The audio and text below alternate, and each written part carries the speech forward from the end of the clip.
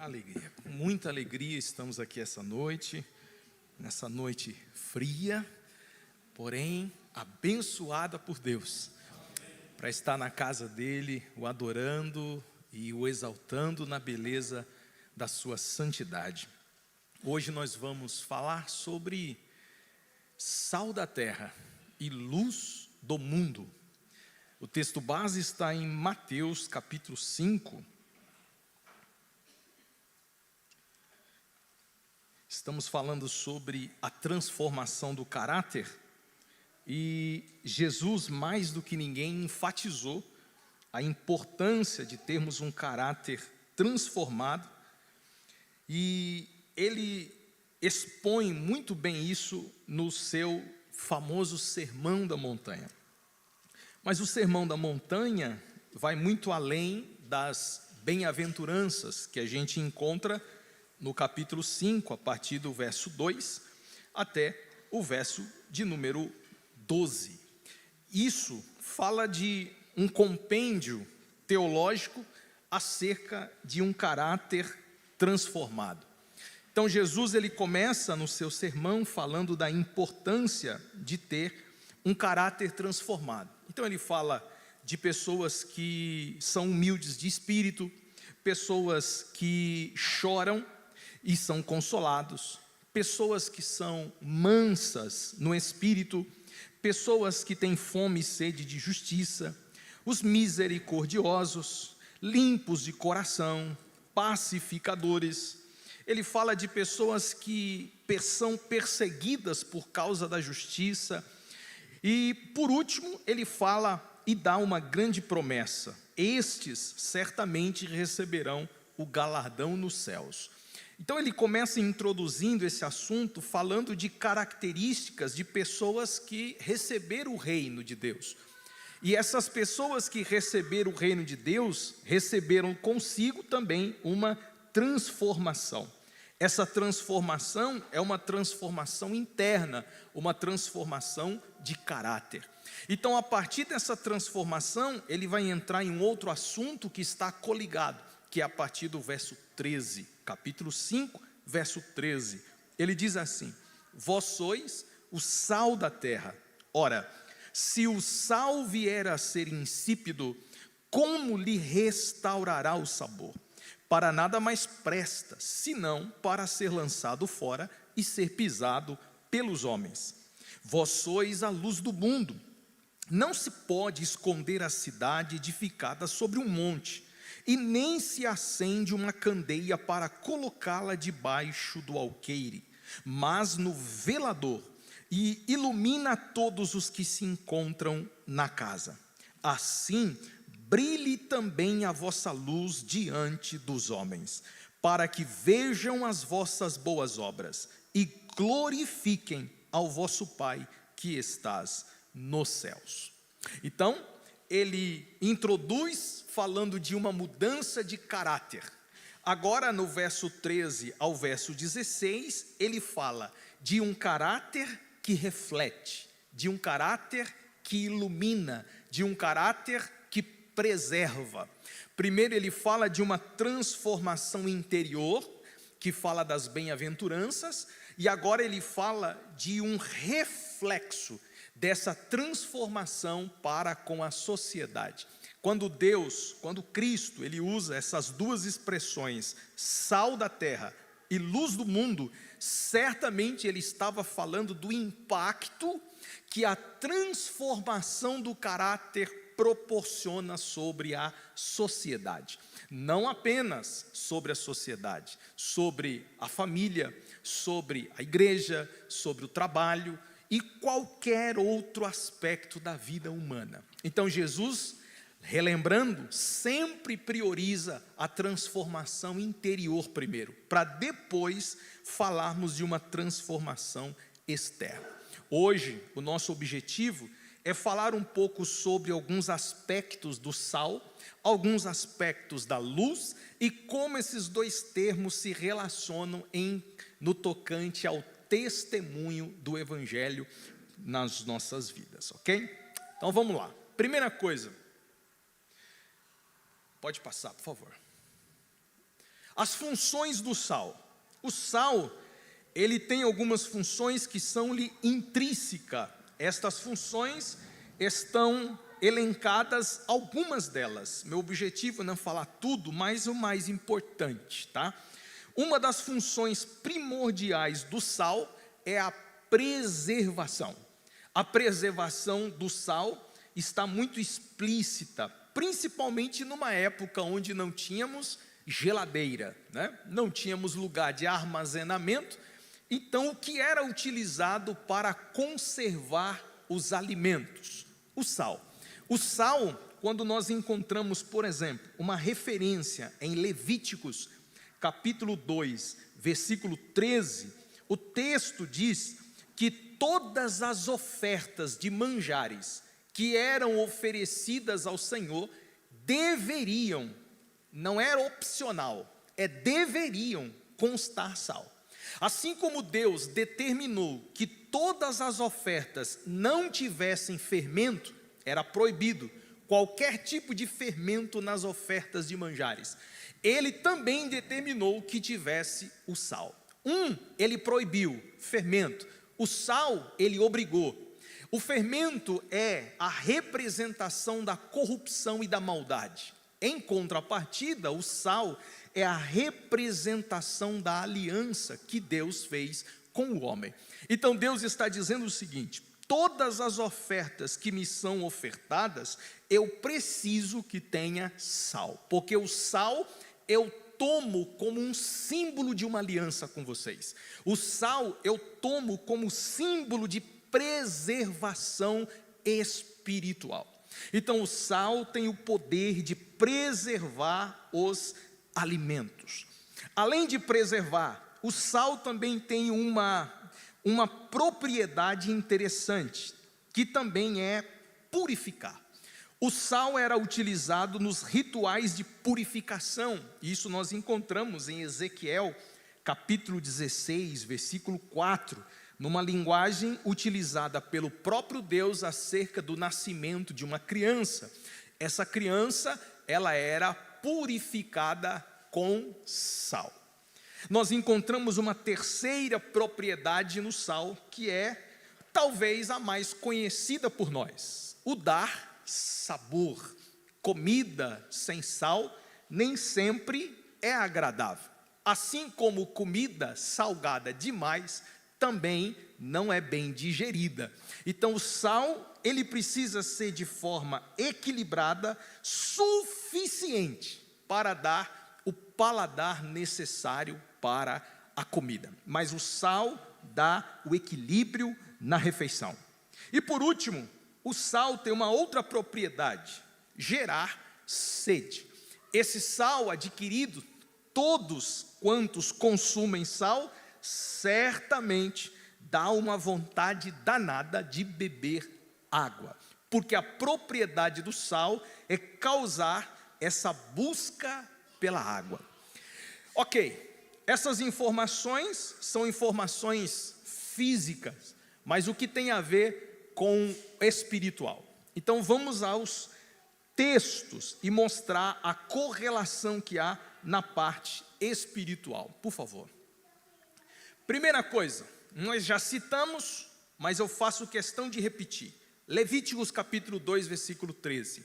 Em toda oferta dos teus manjares colocarás sal. Por quê? Porque será uma aliança comigo. Sal tem uma representatividade espiritual na Bíblia, que é a aliança de Deus com as pessoas. Quando Jesus disse: vós sois o sal da terra, é porque com vocês eu tenho uma aliança. Assim como o sal preservava as ofertas, assim o sal, que somos nós, preservamos esse mundo. Se aquilo que é ruim é preservado pelo sal, o mundo em que vivemos, que não é bom, é preservado por nós. Jesus disse: vós sois o sal da terra. A terra precisa ser preservada pelo sal. Por isso, quando a igreja for tirada da terra, essa terra já não terá mais nada para preservá-la. Por isso que quando a igreja subir da terra, a terra será caótica, será julgada de forma terrível. Por isso a igreja, enquanto estiver na terra, ela vai estar preservando essa terra de uma corrupção ainda pior. Talvez alguém diga: pastor, mas nesse mundo corrupto em que vivemos, nessa sociedade pervertida que vivemos, imagine se você não estivesse na terra. Imagine se a igreja não estivesse na terra. Se nós enxergamos tanta maldade e corrupção hoje com a igreja, imagine quando a igreja sair dela. Então, meus irmãos, há uma verdade nas palavras de Jesus: somos o sal da terra e preservamos ela, e Deus tem uma aliança conosco enquanto estamos nessa terra. Segundo texto, Colossenses capítulo 4, versículo 6. A vossa palavra seja sempre agradável, temperada com sal. Uma linguagem figurada do apóstolo Paulo, falando sobre o equilíbrio, o bom senso e a sabedoria que nós devemos lidar com a vida e com as palavras. Para você temperar as palavras com sal, o apóstolo está querendo dizer que a vida do cristão precisa ser equilibrada, regida com sabedoria, mansidão, temperança. Essa palavra temperança deve te lembrar alguma coisa, né? Tempero. Então a sua vida precisa ser temperada com sal. Esse sal, além de preservar suas palavras, elas também nortearão o seu convívio entre as pessoas. Jesus disse: vós sois o sal, e como o sal da terra, vocês trarão equilíbrio para essa terra, vocês trarão sabedoria para essa terra. Nossa voz será uma voz de bom senso nessa terra, nossa voz será uma voz de equilíbrio nessa terra. Onde falta juízo, a igreja promove juízo. Aonde falta sensatez, a igreja promove sensatez. Aonde falta sabedoria, está lá uma voz, uma igreja que vai promover sabedoria. Vós sois o sal da terra. Terceiro lugar, Marcos capítulo 9, versículo 50. Jesus, dentro do mesmo aspecto daqui, dessa palavra, Jesus diz assim: tende sal em vós mesmos e paz uns com os outros. Então veja, ao mesmo tempo que Jesus afirma que nós somos o sal, Jesus também diz que nós precisamos ter sal. Nós somos ou precisamos ter? Os dois. Nós somos sobre as pessoas, mas precisamos ter sobre nós mesmos. Eu sou sal na tua vida e eu preciso de sal na minha vida. Então eu posso agir com equilíbrio e sabedoria na vida de alguém, e alguém pode agir de equilíbrio e sabedoria na minha vida. Então nós somos o sal da terra e devemos igualmente também ter o sal e a paz uns com os outros. O que representa essa paz e este sal? Representa, volte por favor, representa a restauração que o sal promove na vida do cristão. Eu, como sal, posso restaurar, dando o devido sabor aos alimentos. Então por isso devemos ter sal sobre a terra. Lembrando as três principais propriedades do sal, que é aliança, que é sabedoria e é restauração. Essas três propriedades precisam agir de forma conjunta na vida do cristão sobre essa terra. Princípios espirituais ou aplicação espiritual. Primeiro, o discípulo preserva a sociedade da decadência moral e espiritual. essa sociedade caída, essa sociedade degradante, de escuridão espiritual, nós como igreja, devemos preservar, chegar no ambiente e mudar a ética do ambiente. Nós não somos mudados pela cultura do mundo, não. Nós influenciamos a cultura do mundo. Não é o mundo que nos sobrepõe, nós, onde chegamos, mudamos ao ambiente e a ética cultural do mundo. A igreja sempre foi assim. Se você pegar a história da igreja, você vai ver a igreja sempre mudando conceitos, mudando paradigmas, mudando situações. Onde a igreja foi implantada, e eu estou falando de uma igreja séria, alicerçada na palavra de Deus, essa igreja sempre causou revolução na sociedade. A sociedade não pode degradar a igreja, é a igreja que tem que restaurar a sociedade. A sociedade não pode corromper a igreja, é a igreja que faz a sociedade se converter ao evangelho do Senhor. Por isso, se você é sal, você não precisa ter medo de trabalhar em determinados ambientes. Se você é sal, você não precisa ter medo de frequentar determinados ambientes, se aquele ambiente você precisa ganhar o seu ganha-pão. Não, você tem que trabalhar normalmente, e eu falo de necessidade. Você está promovendo a transformação daquele lugar. Pastor, eu tenho opções, então escolha a melhor. Mas se você não tem, você pode trabalhar em determinados ambientes que você certamente vai mudar a concepção daquele lugar. Ah, pastor, não trabalho em determinado ambiente porque lá só tem fofoqueiros. Ok, você não é fofoqueiro, você é justo e você vai converter os fofoqueiros para o Senhor Jesus Cristo.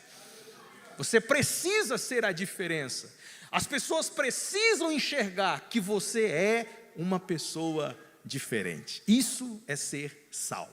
Sal traz sabor à vida, oferece sentido e propósito através de Cristo. O mundo, irmãos, está perdido, procurando propósito, e é através de nós que esse mundo vai ter lucidez. Desperta sede espiritual nas pessoas. Lembra? Quanto mais sal, mais sede. Quanto mais você influencia as pessoas, mais as pessoas vão ter sede de Deus. Tem pessoas que têm sede do evangelho por causa de um torrão de sal, que é um crente, na pessoa bendita de Jesus. Você que é sal, promove na pessoa sede de Deus. As pessoas podem ter vontade de vir para a igreja, porque você influenciou essa pessoa, porque agora ela tem sede de Deus, graças ao seu testemunho e à palavra que Deus colocou no seu coração. Atua como agente de purificação e influência ética e moral. Esse é o poder do sal. Agora, existe uma expressão que Jesus usa: se o sal for insípido. Isso aqui eu preciso falar, por quê? Porque o próprio Jesus deu ênfase nisso. Ele fala do aspecto do sal, porém ele diz, se o sal, ele colocou uma condição. O sal é importante, e nós já falamos da importância do sal. Mas ele fala, se o sal for insípido, então ele está dizendo que esse sal que deveria ser útil, ele pode, em algum momento, não ser eficaz, não ser útil. Esta é a representação da palavra insípido. A palavra insípido quer dizer tornar-se inútil. A palavra insípido é perder as propriedades. Lembram das propriedades que eu acabei de mencionar, as 4 propriedades? Insípido é não ter nenhuma delas. É você se tornar inútil, é você tornar-se sem efeito. Mas como é feito isso de forma física? Na Palestina, o sal era extraído do Mar Morto. Esse sal, ele normalmente era recolhido com uma série de impurezas. E essas impurezas atreladas ao sal, quando não bem processadas, era normalmente guardado. E por muito tempo, a umidade provocando através das impurezas, com o cloreto do sódio, que é o sal, ele vai estragando esse sal. E esse torrão branco, ele vai perdendo com o passar do tempo suas propriedades, porque não foi tratado como deveria. Quando chega nesse estágio, onde o sal perdeu as propriedades, está insípido, ele era utilizado para fazer pavimentação de estradas. Já não prestava para mais nada. Não colocava como adubo em planta, porque mata a planta. Não pode colocar no alimento, porque não tem sabor mais.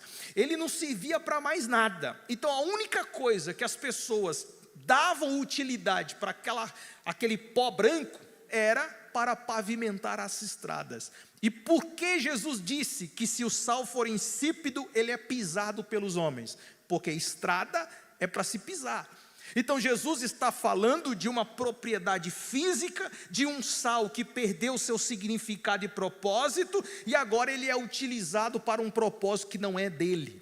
Alguém pode pensar, pastor, mas ele está sendo útil para alguma coisa. Mas ele pode ser útil para alguma coisa, mas não está sendo útil para aquilo que Deus o estabeleceu. Deus não te chamou para ser útil para alguma coisa, Deus te chamou para ser útil dentro do propósito que Ele te chamou para viver. O sal tem que cumprir as propriedades que Deus estabeleceu, e não cumprir as propriedades que o homem estabeleceu. Você foi chamado para viver o que Deus chamou para você viver, e não viver aquilo que você gostaria ou quer viver. Seja útil e não insípido, seja útil e não inútil. Permaneça com as propriedades que o Senhor colocou na sua vida. Agora veja só um texto que eu vou mostrar aqui, por favor. Um discípulo que perde o seu caráter, santidade, testemunho, essência, ele deixa de cumprir sua missão no mundo. Esse discípulo, ele torna-se irrelevante e é desprezado pelo próprio mundo, que deveria influenciar. Eu não sei se vocês já contemplaram um cristão ou um suposto cristão que deveria ser sal em um ambiente, em um lugar, e o próprio lugar começa a desprezá-lo, porque não vê nele as propriedades que deveria ter. Pegou ou não? Pegou não. Vou falar de novo.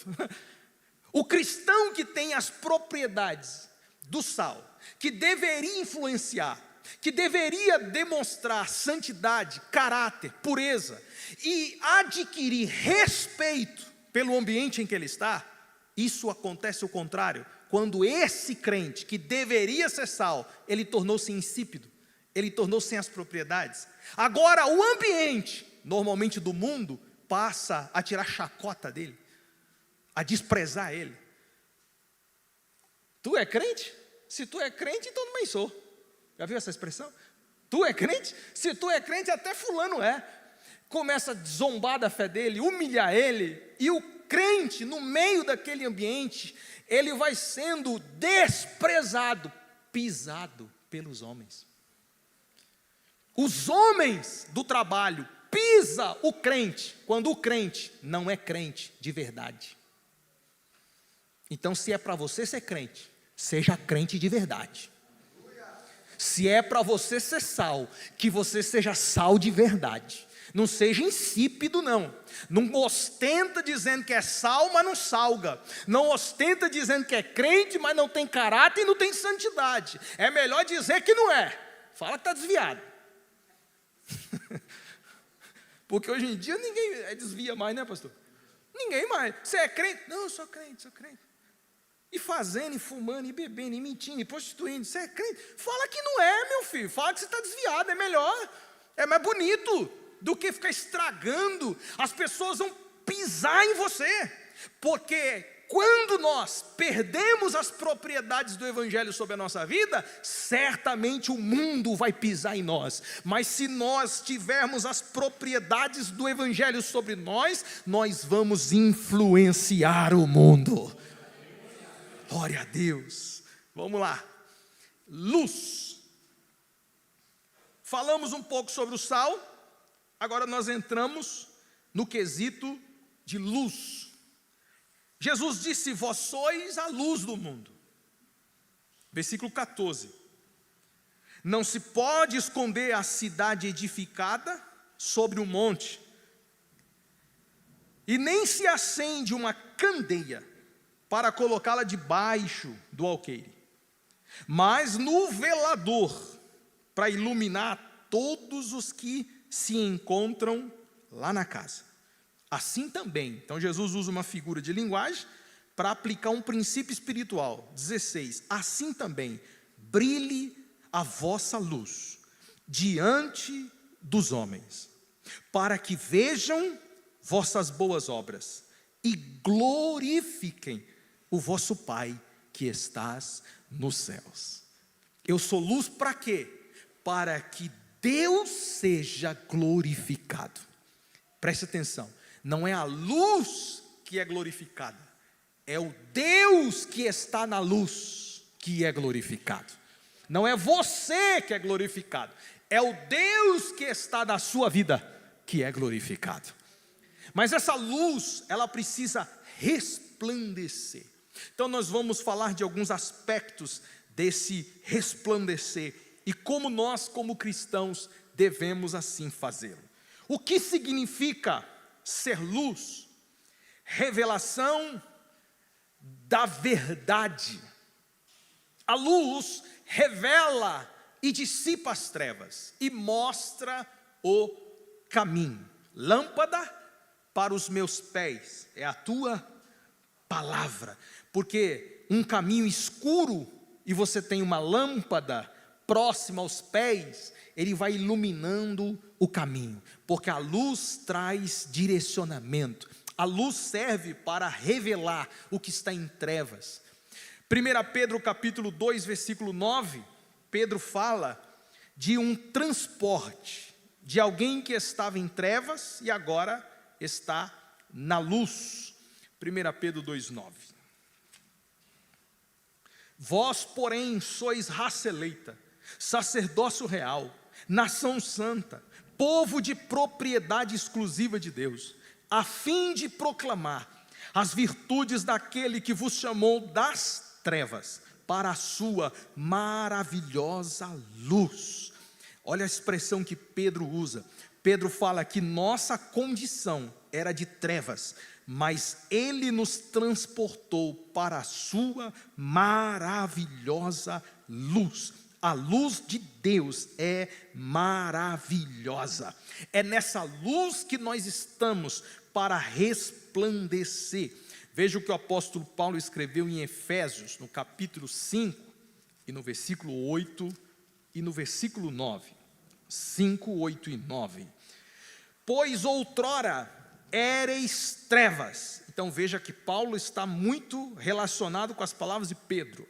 Outrora, antes, no passado, nós éramos trevas. Porém agora, nossa situação diferente, porque Ele nos transportou, sois luz no Senhor. Andai como filhos da luz, porque o fruto da luz consiste em toda bondade, justiça e verdade. Marque isso aí na sua Bíblia. O fruto da luz. Qual é o fruto da luz? Bondade, justiça e verdade. Bondade, justiça e verdade. O que é ser luz? O que é ser filho de luz? É manifestar no meu caráter bondade, justiça e verdade. Onde um cristão está, precisa ter bondade, justiça e verdade. Essas três expressões conjuntas são características de um cristão que é filho da luz. Se no ambiente que você tiver só mentira e você está no meio da mentira, você não é luz. Se no ambiente que você tiver injustiça e você faz parte dela, você não é luz. Onde você estiver, você precisa manifestar a bondade, justiça e verdade. Ah, pastor, fizeram uma injustiça com o fulano. Você estava no meio? Não. Então deixa os outros. Você é diferente. Agora, se você fez parte da injustiça, se você votou a favor da injustiça, você não é filho da luz. Se você correlacionou com a fofoca, com a mentira, para denegrir alguém dentro do ambiente, seja ele qual for, você não é filho da luz. Filho da luz é verdadeiro, filho da luz é justo, filho da luz é bondoso. Características do caráter de quem é da luz. 1 João capítulo 1, versículo 5. Por que nós somos filhos da luz? Resposta simples, porque o nosso Pai é luz. Se você é filho de Deus, Deus é luz e você é filho da luz. 1 João capítulo 1, versículo 5, diz o texto: ora, a mensagem da parte dele nós temos ouvido e vos anunciamos é esta: que Deus é luz, e não há nele treva nenhuma. Meu Deus do céu, nenhuma. Você não vai achar um pingo de trevas no Senhor.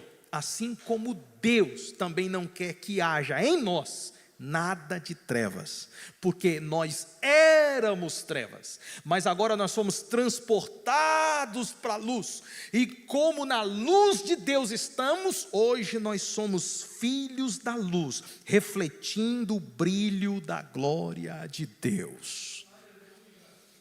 Em terceiro e último lugar, Filipenses capítulo 2, versículo 15. Olha só as palavras do apóstolo Paulo falando à igreja de Filipos, capítulo 2, versículo 15. Testemunho visível é a representatividade da luz,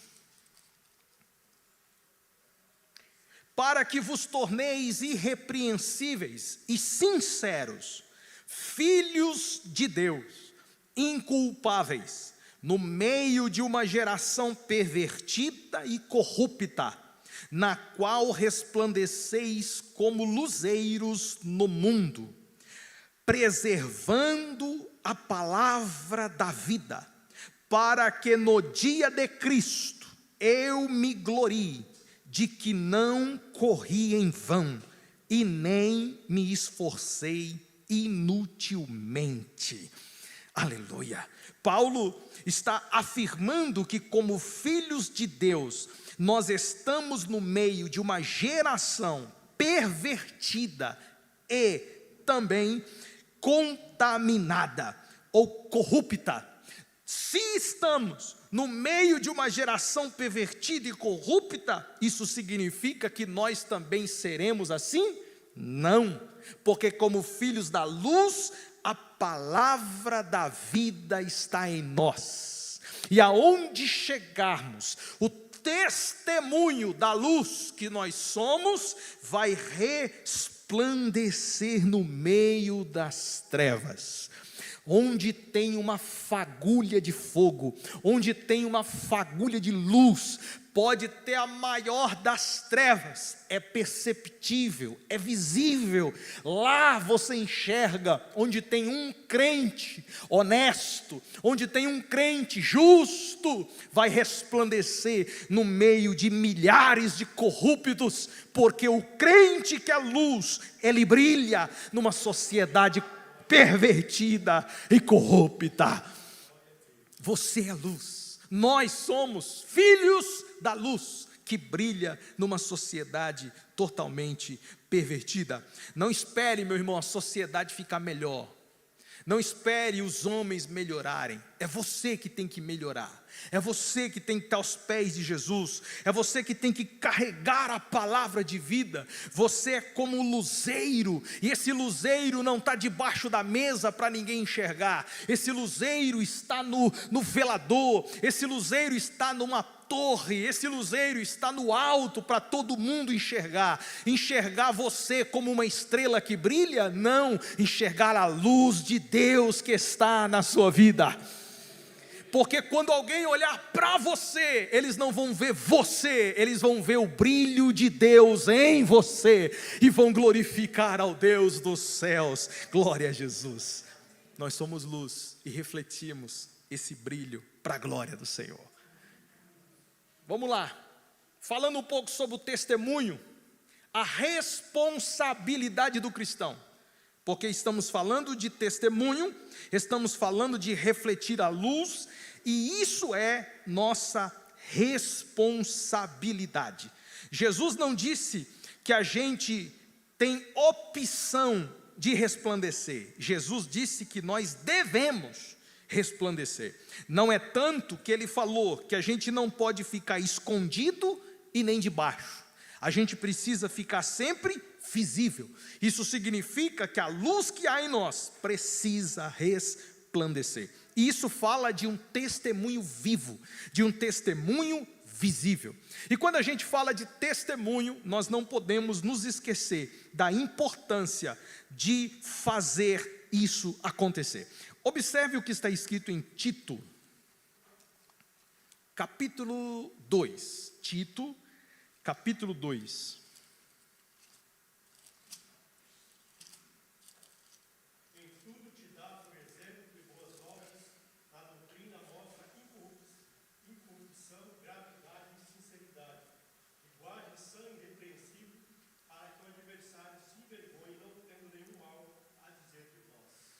Meu Deus, hein? Torna-te, na versão atualizada, padrão de boas obras. Veja, versículo 7. Torna-te padrão de boas obras. Isso é muito sério, gente. Padrão de boas obras. Você tem que se tornar um padrão e uma referência onde você estiver. No seu trabalho, você tem que ser um padrão. Você tem que ser uma referência. O padrão é a configuração de fábrica. É alguém que imita o outro. É o seu patrão dizendo: você quer ser um cara bom aqui nessa empresa? Claro, chefe. Olha para aquele funcionário lá. Ó. Quem que é? Aquele lá. O fulano é. Faz o que ele faz. Segue o caminho que ele segue. Ele é o padrão. Ele é o modelo. Ele é a referência. E não é porque só é um bom funcionário, é porque ele tem luz. Ele brilha onde ele está. Ele é uma referência. Ele é um padrão. Torna-te padrão de boas obras. Aí ele vai citar algumas boas obras no ensino. Mostra integridade, reverência, linguagem sadia. Ele está falando de padrão. Qual que é o padrão, pastor? Aí ele está ensinando. Ele fala de um ensino adequado, reverência na conduta, linguagem sadia, a forma de falar, a forma de se expressar, irrepreensível, para que o adversário seja envergonhado, não tendo indignidade nenhuma que possa dizer ao seu respeito. Você sabe que o cara olhar para você e falar: eu não tenho o que falar dele, porque o cara que não tem, inventa, mas não é verdade. Foi o que fizeram com Daniel. Daniel era padrão, de referência e modelo onde estava. Procuraram nele, diz a Bíblia, em Daniel, procuraram nele um defeito, mas não achou. Então o que eles resolveram fazer? Inventar. O mundo é perito em caluniar, mentir. O mundo é perito em falar coisas que não são verdadeiras ao nosso respeito. Mas se somos padrão, se somos luz, o mundo pode caluniar o quando quiser, mas nossa reputação está intacta e protegida pela graça de Deus. Você precisa ser padrão onde você estiver. Isso é ser luz. Padrão de boas obras. Romanos 13, versículo 12 ao 14.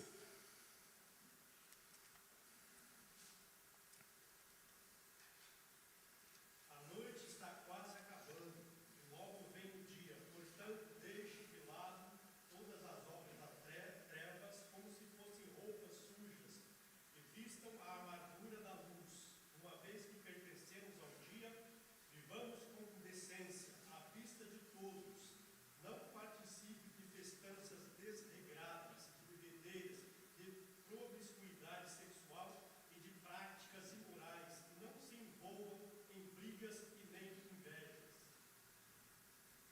14.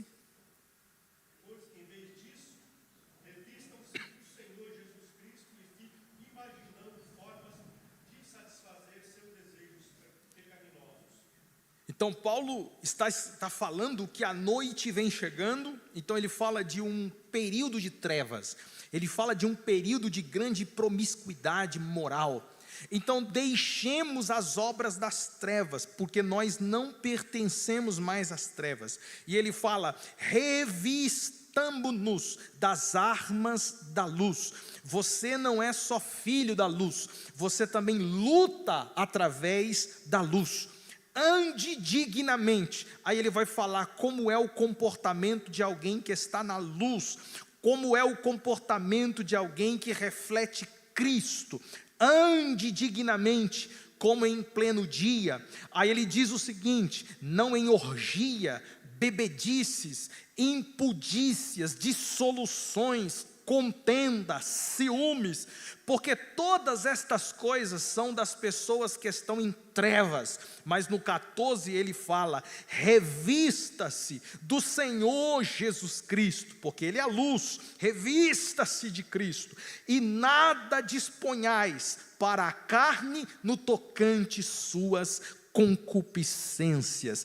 Quem é da luz é cheio de Cristo, quem é da luz reflete Cristo e não anda mais nas obras infrutuosas das trevas. Isso é ser luz, luz que brilha na família.